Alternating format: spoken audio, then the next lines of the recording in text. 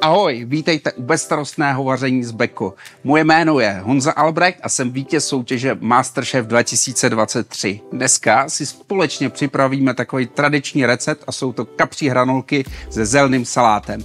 Zároveň si na tom ukážeme skvělou funkci, která se jmenuje Air Fry. Tak, na hranolky budeme potřebovat filet z kapra, může být i jiná sladkovodní nebo mořská ryba, ale za mě kapr určitě nejlepší. Pak budeme potřebovat libeček, kmín, chili papričku, česnek, vejce, sojovou omáčku, hladkou mouku a slunečnicový olej.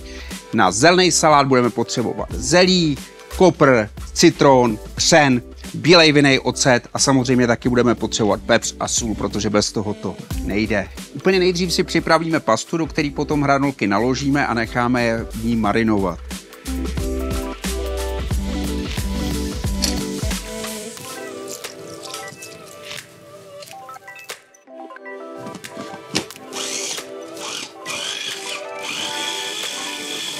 A teď si vezmeme ten krásný filet kapra.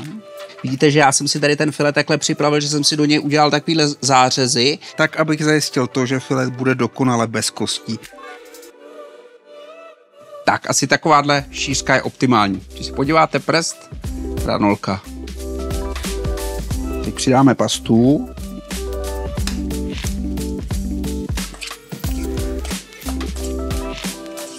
Přidáme trošinku soli, ale s tou hodně opatrně, protože už tam máme sojovou omáčku a ta je sama o sobě doslaná, takže jenom trošičku. Když to máme takhle hotový, tak si to dáme do lednice. Minimálně aspoň třeba hoďku 2 nechat v lednici.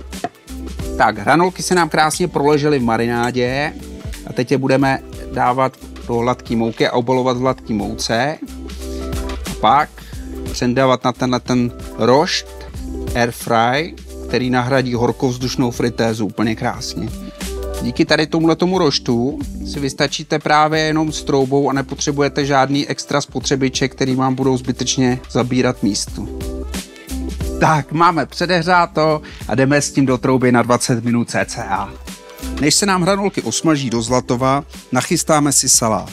Z ledničky vytáhneme zelí, které záměrně nechávám při hrádce Harvest Fresh. V ní totiž ovoce a zelenina vydrží čerstvé podstatně déle, protože střídání 3 barev světla symboluje přirozený sluneční svit. Zelí máme krásně nakrouhaný. Teď tam přidáme sůl. Tak. A takhle rukama promícháme a necháme to zelí chvíli odležet s tou solí, aby se vypotilo. Klidně ho můžete nechat hoďku 2 nebo i přes noc takhle v lednici.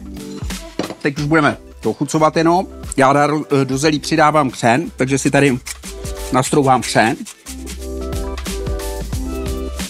Tady mám kopr a křen, to vždycky funguje skvěle. Teď přidáme citronovou šťávu, každý zelí je jiný, takže někdy je potřeba přidat i trošičku cukru. Ještě přidám malinko vinnýho octa bílýho a úplně nejlepší to zelí je míchat rukou, protože tak krásně docílíte to, abyste to hezky promačkali. Tak, máme hotovo, nadáváme salát do misky. Tak. Teď tady krásně ty hranolečky takhle vyskládáme. Tak vám přeju dobrou chuť a uvidíme se zase příště u bezstarostného vaření z Beko.